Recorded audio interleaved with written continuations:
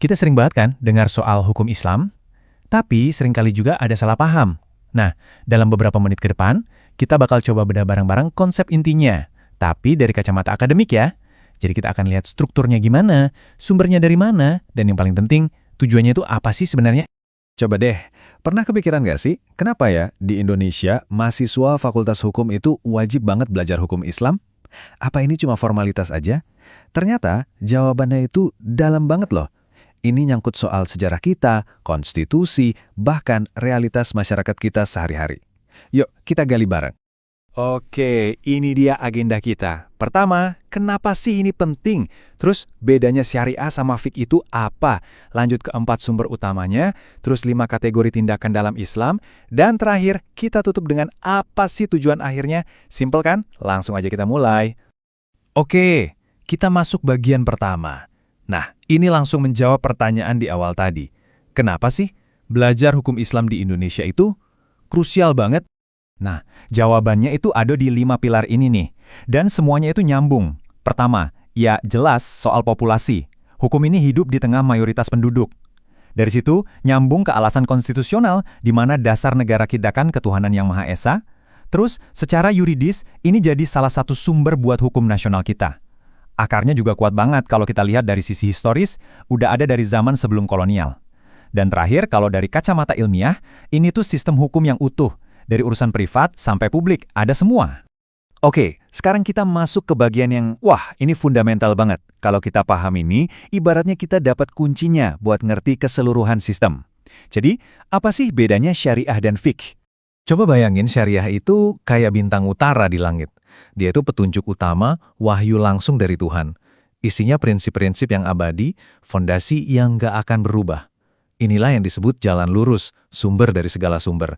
Jadi, ini adalah pedoman ilahi yang sifatnya absolut. Nah, kalau syariah tadi itu bintang utara. Fiqh itu ibarat peta yang digambar oleh para ahli. Peta ini dibuat untuk membantu kita jalan di darat berdasarkan petunjuk dari si bintang utara. Jadi, fiqh itu produk pemikiran manusia. Upaya para ulama buat memahami, menafsirkan, dan akhirnya menerapkan pedoman ilahi dari syariah tadi ke situasi yang nyata dan praktis sehari-hari. Nah, tabel ini ngerangkum semurnya dengan jelas banget. Lihat deh, syariah, sumbernya dari Tuhan, cakupannya luas, sifatnya abadi, nggak berubah. Di sisi lain, fiqh, sumbernya dari penalaran manusia, cakupannya lebih spesifik dan praktis, dan sifatnya bisa berkembang seiring waktu. Jadi gampangnya, yang satu ilahi, yang satu manusiawi, yang satu abadi, yang satu dinamis.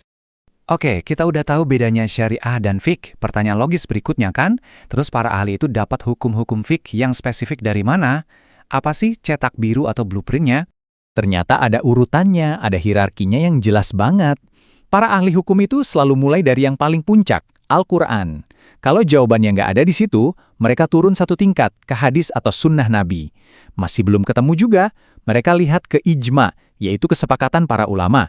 Nah, kalau ada masalah yang benar-benar baru dan belum pernah ada sebelumnya, barulah mereka pakai kias atau penalaran analogi. Penting banget nih, urutannya ini nggak boleh dibolak-balik. Selanjutnya kita bakal lihat sesuatu yang menarik banget. Gimana caranya sistem hukum ini mengkategorikan, ya semua tindakan manusia. Ini kayak semacam kompas moral yang detail banget. Konsep ini namanya Al-Ahkam Al-Khamsah, atau gampangnya 5 hukum. Intinya, ini adalah kerangka kerja yang membagi semua yang kita lakukan ke dalam 5 kategori. Apa aja itu? Yuk kita lihat. Nah, yang keren dari sistem itu, dia nggak cuma hitam putih, boleh atau nggak boleh. Lihat deh, ini tuh kayak spektrum. Ada wajib, ini sih harus dikerjakan. Terus ada mandub, ini dianjurkan, bagus kalau dikerjakan. Di ujung seberangnya, ada haram, yang jelas-jelas dilarang. Terus ada makruh, ini nggak disukai, lebih baik dihindari. Dan persis di tengah-tengah ada mubah. Ini zona netral, mau dikerjakan atau enggak, ya terserah. Spektrum ini jadi panduan buat kehidupan sehari-hari.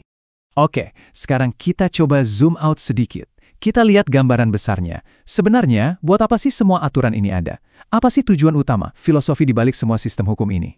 Jadi intinya tuh begini, hukum Islam itu bukan cuma soal daftar perintah dan larangan. Tujuan paling dasarnya, tujuan filosofisnya adalah untuk mencapai kemaslahatan atau kebaikan untuk semua. Dan pada saat yang sama mencegah mafsadat atau segala bentuk kerusakan. Nah, kebaikan bersama tadi itu diwujudkan lewat apa? yaitu dengan melindungi 5 hal yang paling esensial, ini yang sering disebut maqasid asyariah. Seperti yang bisa kita lihat, hukum ini dirancang untuk melindungi agama, jiwa atau kehidupan, akal atau intelek, keturunan, dan terakhir, harta. 5 pilar inilah yang jadi fondasi dari segalanya. Kutipan ini rasanya merangkum semuanya dengan sempurna ya. Jadi pada dasarnya, hukum Islam itu dirancang untuk jadi pelindung bagi kesejahteraan umat manusia. Dan semua ini akhirnya membawa kita ke satu pertanyaan besar buat direnungkan.